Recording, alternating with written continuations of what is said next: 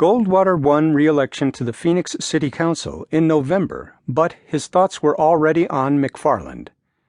In early December 1951, Governor Pyle asked Goldwater to accompany him to a speaking engagement outside Phoenix. During the 20-minute ride, Pyle challenged his friend to run for senator. "You've been doing a lot of talking about what the rest of us should be doing about good government. Now, how about getting in there yourself?"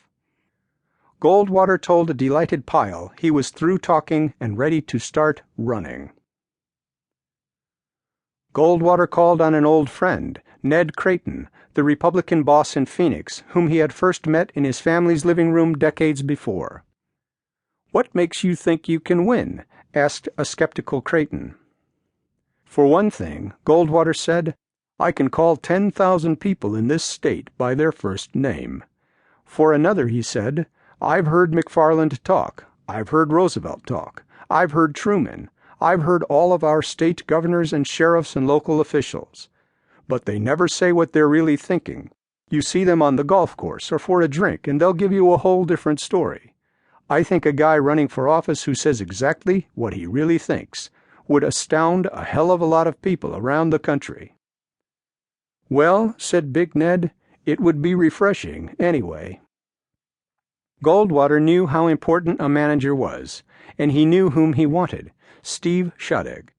In late February 1952, he visited Shadegg at his office and said he would run for the Senate if Shadegg would handle his campaign. For 2 hours, a skeptical Shadegg and an enthusiastic Goldwater talked politics and policy. Shadegg revealed that he had been asked to run McFarland's campaign, but he had said no because he didn't like McFarland's support of the New Deal and the Fair Deal. Goldwater did not close the sale that afternoon, but a couple of days later, overwhelmed by Goldwater's energy, his sincerity, and his personal assurance there would be no shortage of money, he could depend on Harry Rosenzweig to shake the money trees. Shadegg agreed to take on the impossible assignment of helping to defeat one of the most popular Democrats in Arizona. "I knew," recalled Shadegg, "that to win we'd have to get 90% of the Republicans to the polls and get support from 25% of the Democrats.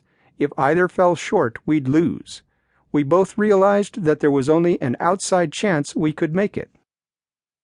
Shadegg made one stipulation: Goldwater would have to agree not to make any off-the-cuff speeches or adopt any positions that had not been discussed and agreed to in advance. "Oh, you think I'll pop off?" Goldwater asked. That is exactly what Shadegg thought, and Goldwater accepted the condition.